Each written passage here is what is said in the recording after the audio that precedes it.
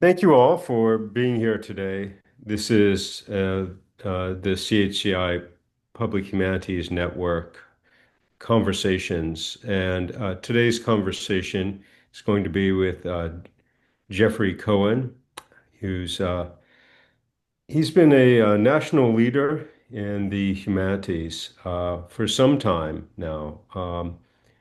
He's on the American Council of Learned Societies board, as well as the National Humanities Alliance board, and a strong advocate. In his work, he's been featured in the New Yorker, the New York Times, the Chronicle of Higher Education. He's also the Dean of Humanities at Arizona State University, the largest university in the United States. So in terms of scale of humanities, he's working nationwide, and we're talking with him today with the sense that he has these conversations nationally and even internationally. So it becomes the opportunity to get a kind of state of the field conversation. And so, Jeffrey, welcome to the CHCI conversations. Thank you. I really appreciate the invitation, and it's a pleasure to be here. Great. So I thought maybe we could start with something really simple, like how would you characterize the state of humanities today? Yeah, Ron, I really appreciate that softball to just open us up. Yeah. Yeah, well, it's tough, right? And it's not just humanities, it's higher education. In fact, it's education. Today we are met with the news that the Department of Education is now essentially disintegrating. So we are in very difficult and challenging times. I think those of us in higher education have been feeling it for quite some while. Part of it are governmental pressures, part of it are public pressures. We've lost the confidence of the publics that we're supposed to serve. So I think one of the things that we all have to do better moving forward is to explain the importance of what we undertake and to ensure that it's relevant to wider audiences than it has been so far. Having said that, humanities are not in decline, right? If we actually look nationwide, people are still enjoying everything that the humanities represents. It's just that the academic humanities aren't necessarily a part of that or aren't necessarily getting invalued as part of public enthusiasm for things that are humanities. So there's a disconnect that's been going on. I think there's actually some opportunities. The one other thing I'll say too is that I think a lot of universities are learning the consequences of having leaned so hard into STEM. Many of those jobs are being quickly replaced by AI. It used to be that getting a degree in computer science was your ticket to a job. Now it's ticket to the unemployment line. You're much more likely to get a position right out of college if you're an English major than a computer sciences major at this point. So a lot of things are shifting. I do think there's lots of opportunities, but I'm not going to lie, these are hard times for humanities. Ron, one thing that you and I talk about a lot is the despair that we have when we look around and see that some other institutions in a foolish attempt to save costs have decided that reducing humanities programs would be a good way forward, when in fact there are almost no savings from that and quite a high price to pay. So that's a very long answer. There's a lot going on at the moment, but it's a crisis that also does have an opportunity for us to formulate a more robust message around why humanities matter. Yeah, so there's a lot there, and I think we'll circle back around to some of this stuff.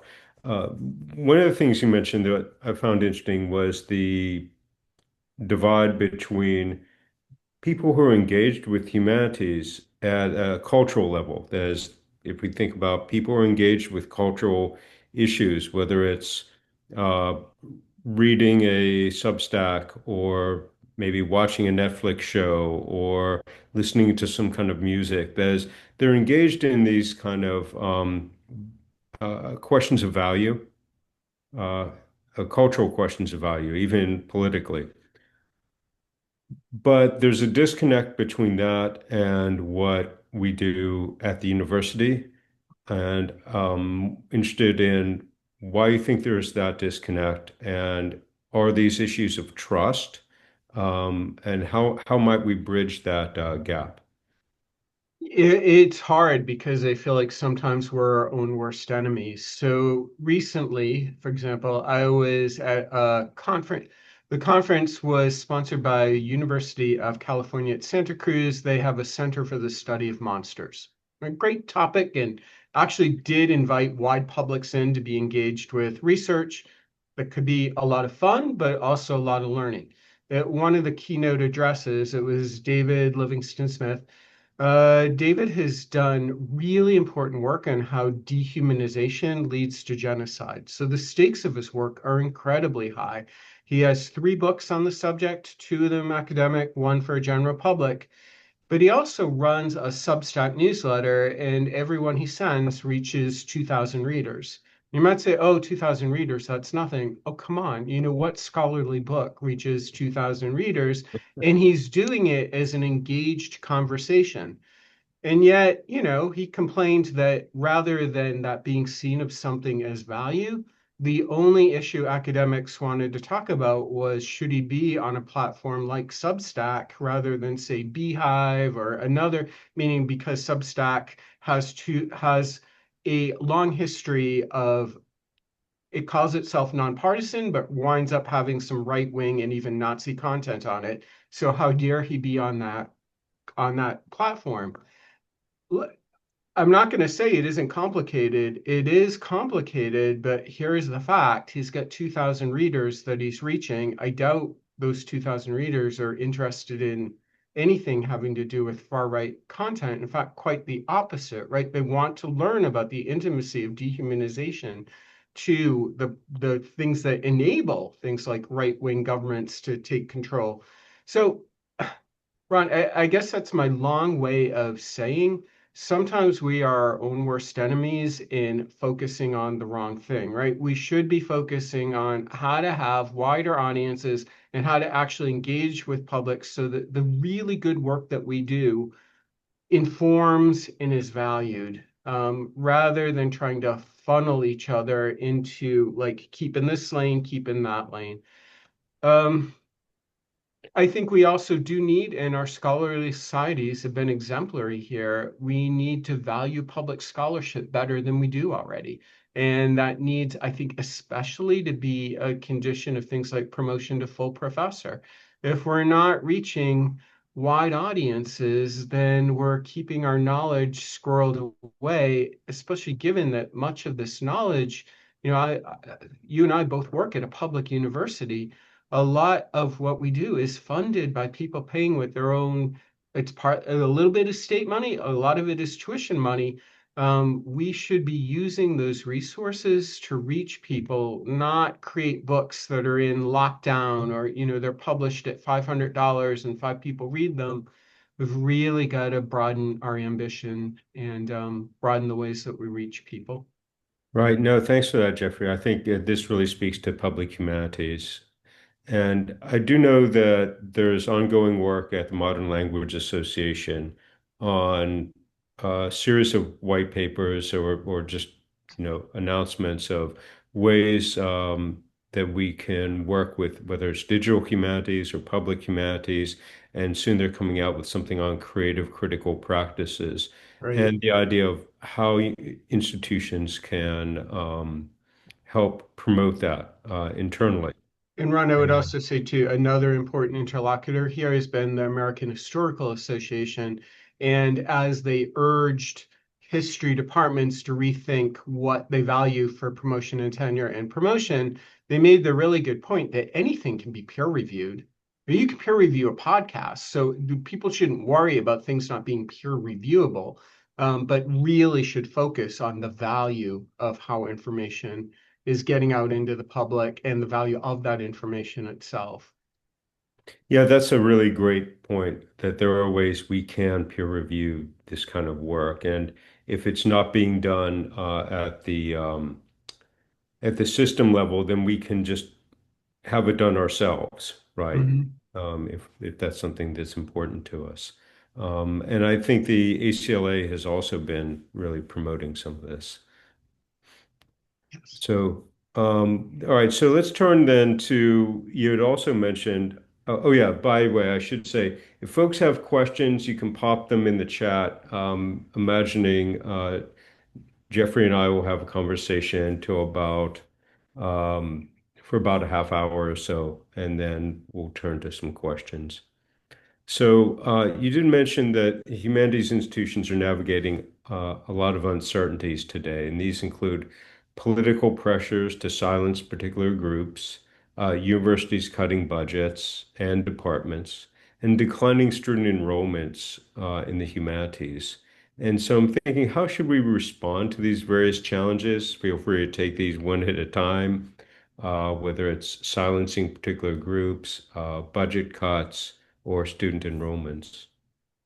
Maybe I'll go backwards from there. So one of the things that I always volunteer to do if people ask me to, or to evaluate departments of English or other humanities departments as, some outside evaluator for program review, visitor, as they're sometimes called. And I was recently engaged in leading a team that was looking at an Ivy League institution, and I was shocked when a junior faculty member stated just bluntly, look, our enrollments are down. They're down nationwide. It's a trend. We should just accept that it's a trend.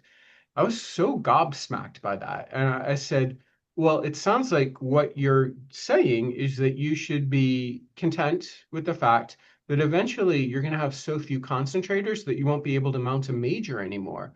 And she's like, oh, no, no, no, not that at all. I said, but you have pure institutions where, in fact, enrollments are going up in the humanities. You don't have to, it's not inevitable. There are things that you can do. And then somebody else in the room said, well, it sounds like you're saying that we should advertise, advertise. I'm like, well, yeah, if that's what it takes, like there's no use being good in secret. There's no use having all these things for students that if only they connected with you, their lives would be changed. But you keep the door shut and somebody has to knock before they're admitted. It's like be straightforward all the time about the value of what you do. Welcome people. Like, how hard is it to actually welcome people into the community? And instead of the message that I think we too long sent, which is to our students, you are so fortunate to be here. The message needs to be, we are so fortunate to be together. Where can we go from here? So I think that change in messaging is really going to help, but it is going to take us being actively engaged in recruiting. If we believe in what we do, we should do it anyway. And Jeffrey, can you talk a little bit about some things you've done to promote that? I know you've done some stuff here at Arizona State. Yeah, I mean, I am a relentless I'm trying to find a non-pejorative term for somebody who's always advertising things, but come up with, I don't have my thesaurus with me. I can only think of pejorative, but I will never stop talking about the value of the humanities here. And you know what? It's because I believe in it. I look around at my colleagues and I'm like, who would not want to take classes with these people? These classes are great. The topics that we're talking about, these are essential topics.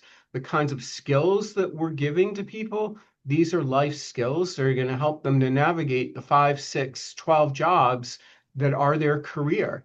And I also don't lose sight of the fact that we are working with an impoverished definition of success when it comes to college graduates. We look at things like what is the salary that you graduate into in year one? As if salary were success. I mean, what a diminished sense of importance we have for individuals if that is what it equates to. I think the more important question is, have we enabled our students to lead a good life according to what that means to them, right? A life of meaning, a life of purpose, a life with a sense of their own responsibilities to the world. That's what leads to a satisfying long life, especially on a moment when we know that many young people are afflicted by loneliness, depression, suicide rates are up. Like engagement with humanities is engagement with what makes a life meaningful. And again, we should be proud of that fact. And that should be a selling point. But Ron, I will say, I also did use part when I took the job of Dean of Humanities, I ensured that I had a fund in order to work with a company to help us to understand better how to publicize the humanities here. We surveyed students, we surveyed faculty. We wanted to see what we were missing with our messaging and to message better. And that has really helped us as well. So there are practical and pragmatic things that you can do. It does take some resources, but the amount of resources it takes is not vast. But you need things like an excellent website. That's where students will find you, excellent videos. And now I hate to say it because this is a thing that worries us all, but all of the degrees for understanding them have to be optimized for AI because it is likely that students' experience of what a degree can offer is going to be mediated through an AI condensing that information and transmitting it to them rather than going directly to the website like they used to. So lots to worry about, lots to do, but it does take good marketing communications people to be working with. Right, and those are skills that we're not necessarily trained in.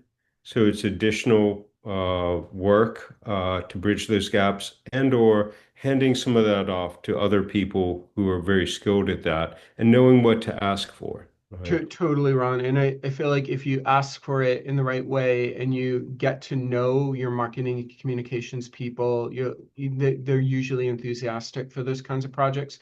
The thing that we know how to do and that we shouldn't stop doing is to talk to students about the value of what they study.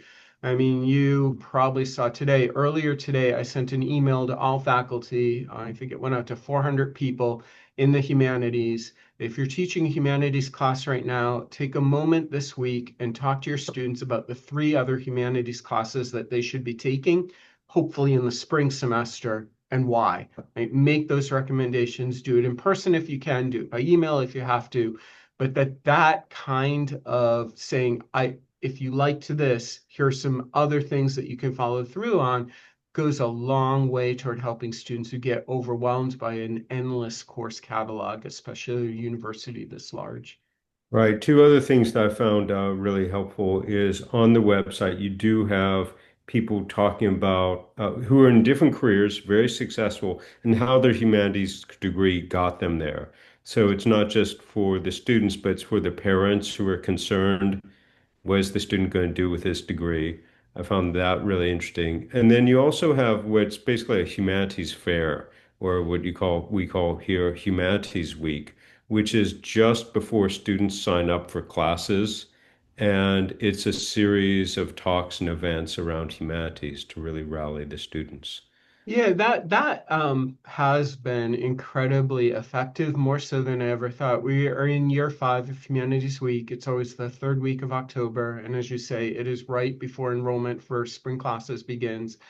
It is a week of celebrating everything we do. I think it has the good effect of messaging to our faculty that what they undertake really matters, and it makes the university shine a spotlight on it.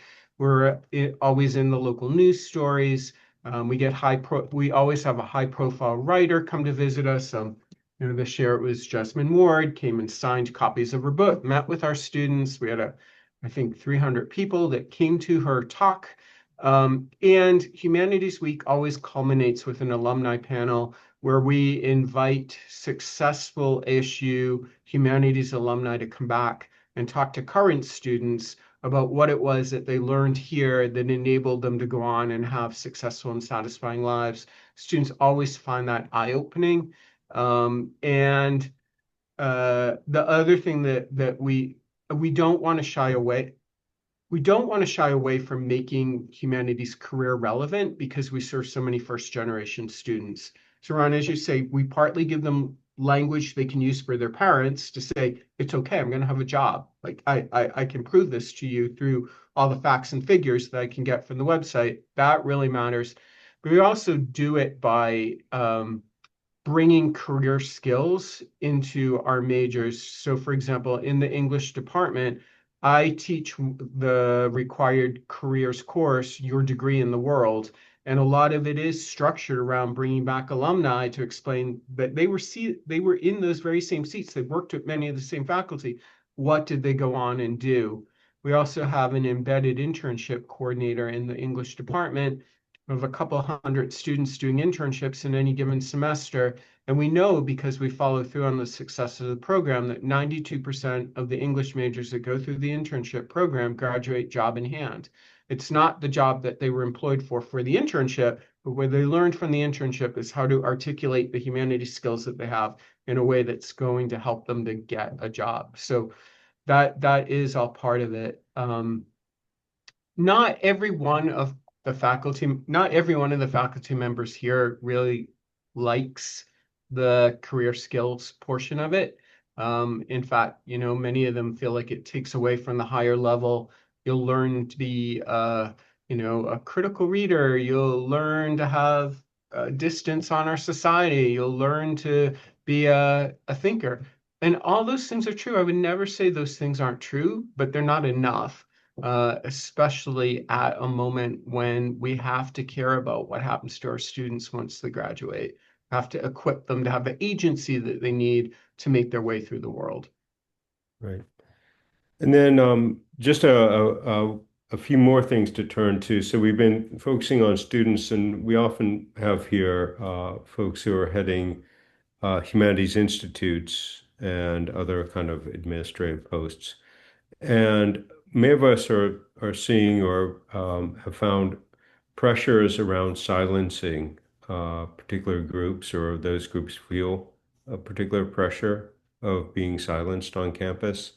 And could you talk about how to negotiate those moments? Faculty asks me a version of that question quite a bit. Is it okay for me to offer a class on X? Is it okay for me to promulgate my work on X, where, X is some hot button issue that maybe has to do with racial justice or trans identity or any of these other bugbears that seem to get the right in such a tizzy sometimes. I think our greatest danger is self-censorship. This institution most certainly has never asked a faculty member not to teach a class on anything, has never asked a faculty member not to research anything. If it's a legitimate field of research and inquiry, then faculty have academic freedom, and they should embrace that academic freedom. But I do find many faculty talk themselves out of it. And I think that's too bad. Now, having said that, another thing I do tell faculty is if you feel this moment isn't right and you don't want to expose yourself to attention that you may get because it can happen. I would understand if, for example, next year you don't want to offer your course in racial justice and take a year off from it, or you don't want to work on this subject right now as part of a class and take a year off from it. I said, that's a personal choice, but know that if you do offer it, you have the university support for offering it. It's what you're expert in. And of course, many of our students will want to take it. So I would never force a faculty member to do it because there is blowback that can happen. Anything can travel, anything can get misrepresented on social media. But having said that, I feel that there is a greater danger in a kind of self-censorship that I've seen going on. The other thing I'll say too is I often remind faculty of the difference between academic freedom and freedom of speech. Those are not the same thing, and it is perilous to confuse them. But luckily, there are really good resources both at this university and through our professional organizations that help to understand what those differences are. Academic freedom is absolutely sacred. And freedom of speech is what we have as private citizens, absolutely. But it's not the same as academic freedom. And I think, thinking that through can really help in ensuring that your classroom is going to be the sacred and protected space that it should be. Right, I think that's well put, that there are some sort of bad actors who will willfully misrepresent what is happening in a particular classroom or with a particular group on campus, or particular event. And I think one of our challenges is clear and consistent messaging that is welcoming and friendly and not defensive. Um, because that kind of allows the opportunity for someone who isn't a sort of willfully misrepresenting to see what's actually going on in these cases. That's right. And I think it's being strategic about when you want to put a target on your back and when not. Also being strategic about responses. So very often responding to a flurry of emails, et cetera, is the worst thing you can do.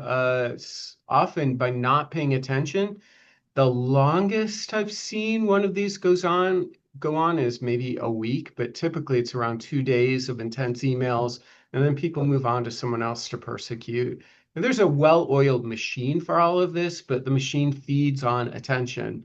And I always warn faculty to be careful about giving it attention, or to overthinking the what that flurry of email that's being ginned up usually through the use of templates actually indicates. Enough of our faculty have been through it where it's kind of like tediously predictable how it's going to work. And I know that when we've held events that we anticipate might get some sort of public pushback in different ways, that we've communicated with you ahead of time and with the college-wide communications and marketing team, That's just so right. that there's a sense of an awareness of the state of affairs and what might go on, so that no one's caught off guard. Is that another kind of strategy in that? Yep, I totally agree with that. And also that we have sufficient security should somebody try to interrupt. Having said that, we've never had that happen, but because it could happen, we don't want to be caught in a situation where we don't have the security that we need. And sometimes I have recommended that, as nice as it is to live stream everything, we're not at a moment when that's necessarily in the best interest of every participant, given that something can be excerpted and circulated without context. So it's another thing to keep in mind. Yeah, that's incredibly helpful. And then the third in that kind of list was cuts, university cuts to budgets and even to departments, and any kind of recommendations of or your own thoughts on this. I know you've done a number of budget exercises. Yeah, well, we have, and ASU is not immune to some of the challenges that have been going on financially at other institutions, including a decrease in the number of international students we have enrolling. That hits us in the pocketbook, of course. We are trying to be frugal with our resources, but we're pretty dedicated to not cutting back on our mission at all. That is meaning that any cut that we've done has been across the board. We're not keeping STEM whole and going after humanities or social sciences. We've had to we've had to trim a little bit almost everywhere, and that's just our way of moving forward. I will say the other commitment that we have made, and I feel pretty good about it, is that we have not terminated staff. We've not terminated people that are not on the tenure track. Is so different from places like University of Chicago. I think immediately laid off 400 staff when they went into budget crisis. That's 400 lives that are impacted. USC, I think they're up to almost 1,000. It just astonishes me that human lives are the way of dealing with it, and very often mistakes that were avoidable. The one other thing I'll say too is that, we've seen at places like West Virginia what happens when you do a calculus based on, say, number of majors and therefore eliminate non-English languages, as if that were the impact of language study, that language study can be articulated in its impact by number of majors. That's insane. Most students who study a language other than the one they were born into don't do it to major, but they do it to become a global citizen who's gonna go on and have a wider version of the world. Why would you take away that ability from anyone? So it is also knowing when to be strategic about how to make your argument from impact For example, here at ASU, we have a School of International Letters and Cultures. Their number of majors is the lowest in the humanities, but their number of minors is one of the highest in the institution. They have about, at any given time, between 1,200 and 1,600 language minors. It's a pretty profound impact on our student body. And of course, they have thousands of students taking languages with them, everything from American Sign Language to Vietnamese. If we were to calculate any of those impacts by number of majors, we'd lose almost every single language. So you have to be careful too about the ways in which we articulate how impact works in the humanities and not get caught up in ridiculous metrics like simply number of majors. Right. And I think one of the things you said quite early on in this conversation is that humanities are inexpensive relatively. And one of the things, is it really worth cutting? And oftentimes in times like when we've had the George Floyd issues and issues of racial justice, the universities turn to the humanities and ask, well, what's happening on campus to promote issues of racial justice? And there are a number of other ethical issues and ethical binds that we find ourselves in as a university and as a society, including today, that the humanities are well equipped for as a voice. So, do we really want to cut back on that in a time when in the future we know we'll need that? Yeah, I mean, Ron, you make a good point, right? It is still so shocking to me that it took the murder of George Floyd for many institutions to realize, oh, we have a problem with racialized violence in the United States. Like, I'm sorry, how many people were murdered before him? That was a moment, though, when humanities scholars could mobilize and say, look, if we look at the history of, for example, Black activism in the United States, very much of it has been against the injustices that keep recurring against people. No one deserves to die at the hands of the police, right? That's not. Do we want to live in society where people are being murdered who, they have lives that could have gone on and other good things could come from their living? Why do things like this repeat again and again? That's a humanities knowledge, that's a history question, that's a social activism question. Um, these are really, really complicated issues that I think get simplified into slogans at our peril. So to turn the reaction that happened after the murder of George Floyd into now a condemnation of diversity, equity, and inclusion full on is just stunning, as if those words were toxic. Diversity is strength, equity is a good aspiration, inclusion is something that we should strive for. But there's been a hollowing out of those terms and then their transformation into something that they really weren't, that enabled them to be weaponized against things like a true pluralism, an advancement of all of us together into communities of difference, a greater understanding of the historical complexities of how people come to live together or don't. There's so many great and open questions.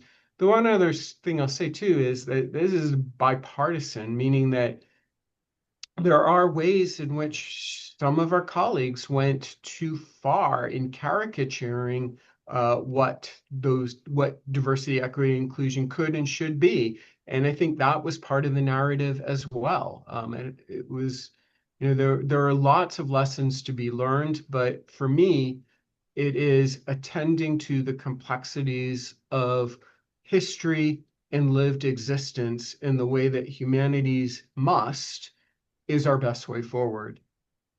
Yeah, I'm glad you point that out. I know here in the United States, we're coming on the 250th anniversary of the nation. And so that's an opportunity to embrace some of those complexities and to live with the difficulties of that, as well as the Yeah. aspirations, rather than as we're sometimes seeing a flattening. or a hollowing out of, or a narrowing of what constitutes America or American history. Um, That's right. Ron, a couple of nights ago, I was at a gathering where it was sponsored by our Center for Study of Religion and Conflict and Center for Muslim Experience in the US. It was about the shared experience in the United States of Mormons and Muslims and people from both communities speaking to each other. And I was really moved, and it was like a religious studies based meditation on how pluralism makes this nation strong and always has, and the ways in which what really thinking about religion and identity and nationhood and democracy helps us to do is to advance together within our differences. And what could be better than that, right? We are a nation that prizes freedom of speech, freedom of religion. Like these freedoms really matter and they shouldn't turn us against each other. Again, like this is the deep humanities knowledge, and many of us could narrate the very long histories of when it goes right and when it goes wrong. But we need to be able to get those stories out there better and more persuasively. Okay, so I'm going to invite folks to, and please put any questions you have into the chat, and I'll give Jeffrey one more question, but please go ahead and populate the chat so that we can have some of your input as well in this. I wanted to at least end this part on something that's slightly more positive, which is, what do you, for you, what does a robust public humanities look like? It looks like a humanities where there is a porous line between what we're doing in our classroom and in our scholarship, and then what we're doing for wider publics. It's partly based on giving more people access to the value of what we undertake, to extending a welcome rather than being judgmental about things, to move away from some of the elitist notions in which humanities studies has formerly been grounded, and to open up what we're doing to more people for their educational access, and to being proud of what we do rather than putting our heads down and just trying to get through the moment. I think this is a time when we should be unabashed in the value of what we undertake and talk about it incessantly. That's great. And then, so what keeps you in the game? What keeps you doing what you've been, how long have you been dean here now? Like a Uh, thousand years. yeah, it feels like it. Yeah, sometimes it. No, you know what? What keeps me motivated is actually it is the community here that I get to work with. I mean, Ron, you know our colleagues as well as I do. We work with some really great people, and there's an affirmativeness to what they undertake that I really find inspiring and energizing. Um, for those of you that I haven't met yet and haven't talked about my leadership philosophy, like I am so against people having a vision. I feel like a vision is what you impose on other people, and there's nothing more reckless than that. I am fully for enabling people to realize the best of what they're capable of doing as leaders themselves. That has always been my philosophy of leadership. And I'm very lucky that I work here with a lot of humanities leaders and a lot of humanities scholars, where my job has been enable them to undertake that work and to advance us that way. The other thing I'll say too is that I feel very fortunate in that I belong to many national societies of people that are trying to do the same thing and are dedicated in that work. So I work very closely with Modern Language Association and Paula Krebs, American Council of Learned Societies and Joy Connolly, the AHA, the National Humanities Alliance. If you're not in the National Humanities Alliance, please join it. Please support it. They do good work. They do lobbying on the Hill. I mean, they really are a force for good when it comes to raising the profile of humanities and many others. Great. And now there are a few questions in the chat as well. And so Um, let's start. We can start with Beth Etter's question. Could you talk more about communicating impact in a time when we're constantly asked for metrics and numbers? It can be difficult to share the broader, deeper, and more meaningful impact of studying the humanities. That is a great question. And do you know what? We're asked for metrics and numbers all the time, but then those metrics and numbers get disregarded. So why are we even doing that?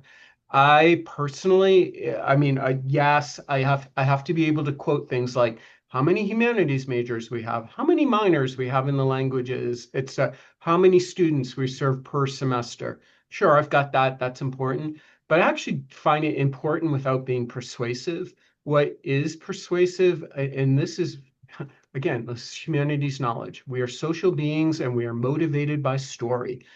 If we can tell a good story for people to connect to, that's going to work more than all the metrics in the world.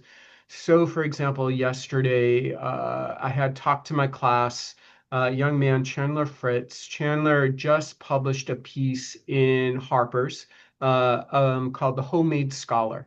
And it really is about the failings of public education, but the possibilities that are built into it. Chandler came to my class, talked about his trajectory to becoming a writer, and he told a powerful story. But then I used that excuse to send both his essay and the little quotation he had about public education and a short snippet of what it meant for him to come to my class to the president, to some of our leaders. And, you know, I know the people that I work with well enough to know that they're never going to remember the exact number of English majors that we have. They are going to remember that there was this really powerful essay in Harper's where the author thinks long and hard about what ASU enabled him to do as a quirky young person growing up, and then to write this really powerful essay. Like those kinds of stories, I think, are just so much more effective than the numbers are. And we're humanists. You know, people say an anecdote isn't evidence. Whatever, an anecdote is still persuasive, and it's far more persuasive than numbers are ever going to be. So I will die on that hill. Right. Yeah. So it's not just data, it's affect and that qualitative element. Yeah. And that happens in the storytelling, and we're very good at that part, the affect and the qualitative. So that actually coordinates with another question, which is about talking about specific communication strategies on your campus and who you coordinate and who coordinates communication. For example, how much and in what ways, if at all, do you work with the admissions office? Oh, So, I work extensively with our marketing and communications within the college, and I will say there is at least one embedded communication specialist in each of the three interdisciplinary schools that report up to me, and in each of the centers that report up to me. So we have a lot of communicators in the humanities, and they are their own humanities communication group that meet regularly and help get the message out. I also try to work extensively and well with communications and marketing at the university level, meaning like one of my first actions was try to befriend the people that work in that office so that I would have a personal connection and our stories would get told at university level. When it comes to our admissions office, that had been a weak link. I mean, I was really having a hard time getting a connection going there. But we've decided that rather than rely on the admissions office at university level, we're going to do a lot of that admissions work within the college, including around humanities recruitment. So but again, that takes resources. I mean, that does, but to me, that seems like a really good investment of resources. yeah, and it takes more a kind of coordinated approach in some ways. Like you have to know what you're about and what you want to message out and all Yeah, that. and it really is how to be strategic. And I'm not against doing something like stopping by marketing communications with donuts and hanging out for a while. and like getting personal connections going. Just actually being a human being who to whom they feel a certain amount of happiness when they see act again, like we're social animals, it will predispose them to think, oh, humanities here is kind of fun. Like, oh yeah, we should tell this story. And you have to grease the wheels in whatever way you can grease them. Another way of saying this is, and I truly believe this, you will never complain your way to change. You it will just not happen. You might get a mercy story out of that. Like, can you finally do one? But you will not get the disposition toward telling effective stories. It does take some dedicated work. Yeah, that's a great line. You will never complain your way to change, particularly within institutions, hard to do. That is Another very true. question that comes, this is uh, a related issue, which is there are a lot of faculty burnout and demotivation in the humanities. People feel they don't have the energy, they feel demoralized, don't have time, maybe. What are some strategies for countering that? I think I always remind my community, and I think this is true of faculty and staff, that it is really important to practice self-care and to do things that will keep them energized that are not their job. Because, I think the hard part of being an academic, especially, is there's a porous boundary between our life and our job, and we have work that we could literally do all day long and never be done. We have research that is endless. We have writing projects that are endless. We have commitments that go on and on and on. I think it is really important if we're going to have sustainable lives to work into our days or our weekends or our whenevers, the time for our family, the time to take a hike, the time to take a bike ride, the time to just go off and get coffee and maybe sit by yourself or sit with a friend, the kinds of things that are sustaining. You should always have a group of friends that you can just send stupid texts to. You should always have that group of friends that are going to hang out with you once a week. And if you're going to talk about work, you're going to talk about it in a mocking way to just like get it out of your system. Or, you know, I guess it's just a too long way of saying don't neglect to care for yourself as part of the process of being there for others. I think that's a fundamental thing, and it's easy to lose track of in academia. Um, and to help prevent burnout. The other thing too that helps me really not get burnt out is I try to get to know my students well, and even though I have a lot of them, I truly love working, especially with my undergraduates, and always walk away from those encounters energized and hopeful for the future. I mean, that makes me feel good about what I'm doing. I will say, because I've seen you embrace some very long days on campus, and not just one or two, but consistently back to back, which can be difficult, challenging. But I've noticed a certain hospitality and generosity that is just kind of approaching these with a much more inviting attitude of what can I learn, what's interesting here, as well as sometimes, as is needed, a sense of humor. Um, and I've found that when I notice all those elements in you, I've found it very sustaining for myself as well.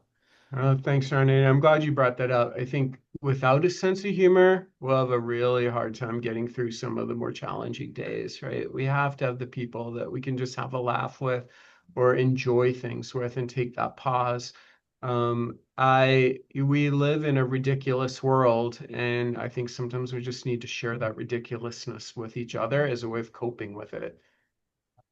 Yeah, that's a great lesson in itself. And then Josh was asking a little bit about uh, are you thinking much these days about transhumanism and ways technological solutions seek to take up, address, and so-called fix many of the traditional concerns of humanism and of religion, etc. Gosh, I think about that a lot. It's a little scary. We have billionaires who are transhumanists who are putting a lot of money into those technological fixes in ways that are not good for us. There are varieties of transhumanism that I actually think are affirmative of the humanist project. Most certainly seen that. And then there are ways that are so technophiliac that it's really does believe that we are better off to become something like disembodied minds floating in an ether, or somehow surrendering ourselves completely to AI.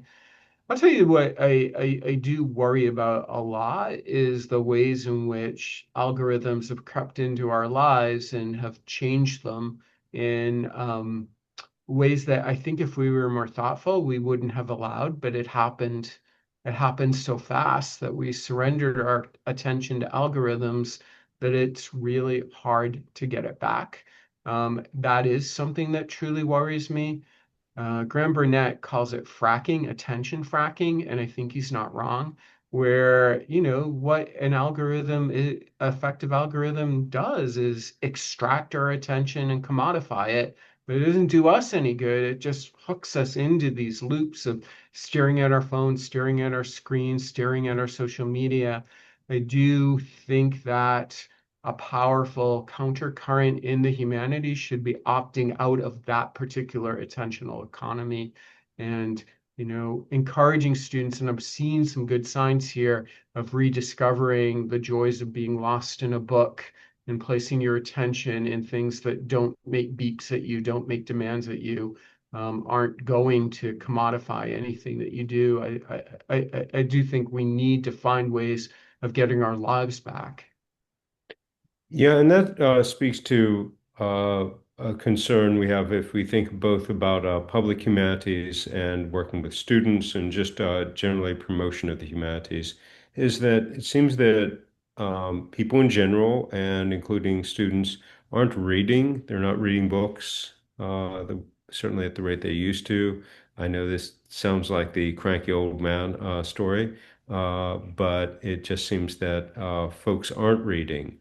And so how to get around some of those issues? Yeah. And Ron, I don't blame anyone for that because I feel like we got trapped into the kinds of forms that smart technology pushes our way. Like we got our attention disrupted and didn't even realize it. So one of the practices that I've started, and I'll do this with um, any group that somebody puts me in front of, is to start with a close reading of a poem. I think poems are the best technology we ever invented for slowing down our attention. And to even my careers course in English, we started just by spending 30 minutes looking at a short poem and unfolding its richness and being with it. And for the students, that was refreshing and relaxing in a way that they didn't expect. Like it got their minds work. It was a hard poem, but just to spend some time with language and to be zeroed in on it and then to be able to share from it really was a reminder of what we're giving up. We didn't choose to give it up. We kind of just silently went down that path. But I do think that we can effectively remind people, students, general publics of the pleasures that come of that sustained attentiveness to the world around us. I don't think it's lost, but I think we're going to have to do a lot of hard work to get it back. Right. And I know that, well, you and I have co-taught a zine class.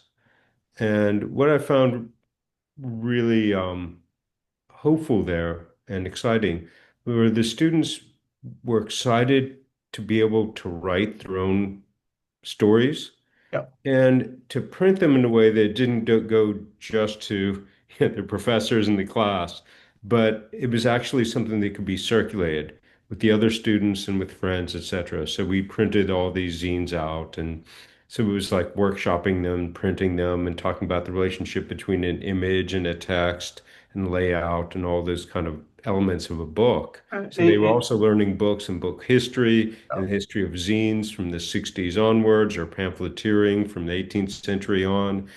Um, and that productivity, I think, was got them reading more because they were yeah. writing. Productivity, creativity. I remember that course was so fun and it was AI proof, meaning that there was nothing that the students did in that class that AI could have done, or if it could have done, it would have been ineffective. And that was a course in which we had them read Rachel Carson's Silent Spring because we asked them the question, I think it was just past its 50-year anniversary. How was that book so persuasive that it actually created the EPA under Nixon? Like how does a book persuade people to take action in the world? And they loved that question so much that they really like they sat, especially with the introduction to that book, and really like sat with, well, how do I persuade people? And then the whole mission of the zines class was how do you move hearts and minds? Like, how are you going to do both those things by creating a zine? And as you said, it was always toward moving it toward out into a public, right? So the zines were not theirs alone. And that focus on creativity, I think, made that class incredibly effective. And it is something we didn't give up on the scholarship part of it. They read a lot of good scholarly work, but they created things and that made them so much more invested. The one other thing I'll say about it is it doesn't surprise me that so many students use AI to write their essays. In a way, accidentally, one of the outcomes that we were teaching students was really algorithmic essays. Right? They learned it in high school how to do a 5-part essay that may as well have been generated by an algorithm. It's just that if they had internalized the algorithm themselves, they got an A on it. What could be more boring for them to write, and what could be more boring for us to grade? Like, how do we ever go down that road? But when they do something like a zine, what could be more wonderful for them to do? What could be more amazing for us to grade? And I think if that's where our emphasis is, we've got a much more exuberant formulation of what humanities engagement can accomplish. Yeah, that's really interesting. And I'm glad you mentioned Silent Spring because I remember the students, and we've seen this even, we had a queer humanities event with a historian who talked about the history of LGBT communities from the 1940s onward. And both as a faculty members and with the students, seeing and hearing about other difficult moments culturally and seeing how other people have overcome them, I think gave a certain amount of courage for us today and energy for us today to overcome our moments, you know. That's really nicely put. And what could be better than that, Ron? Great. Well, listen, thanks so much for spending time with us. And for all those who Pleasure. attended, thank you for being here. Thanks, everyone. Really appreciate your time.